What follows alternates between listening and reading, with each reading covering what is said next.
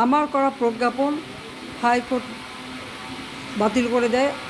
সরকারের পক্ষ থেকেই তো আমরা আপিল করি এবং ওই হাইকোর্টের সে রায় সেটা স্থগিত করে দেওয়া হয়। তাহলে তো আবার কোটা থেকে যায়। তাহলে আন্দোলনটা কিসের জন্য ছিল? একেবারে শাটডাউন করে সবাইকে তারপরে মারা। যে সমস্ত ঘটনা ঘটেছে আর যেভাবে মানুষগুলি ক্ষতিগ্রস্ত হয়েছে আর যারা মারা গেছে, আমি তাদের আত্মার মাগফিরাত কামনা করি। আর যারা এখন আহত তাদের সকলের চিকিৎসা সুষ্ঠুভাবে হচ্ছে। আমি আমাদের ডাক্তার, নার্স বা কর্মচারী সকলকে আমি আন্তরিক ধন্যবাদ জানাচ্ছি যে তারা দিন রাত অক্লান্ত পরিশ্রম করেছেন এবং আমাদের স্বাস্থ্য মন্ত্রণালয় থেকে মন্ত্রী, প্রতিমন্ত্রী সহ আমাদের সকলে বারবার এদের দেখে গেছে এবং যা যা লাগে করে দিচ্ছে। আজকে চিকিৎসার জন্য যা যা লাগবে আমরা করে দেবো, করে দিচ্ছি।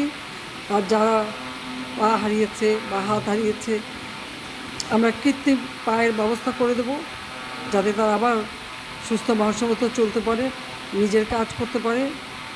এবং এর মধ্যে একজন আবার প্রতিবন্ধীও, কাজে তার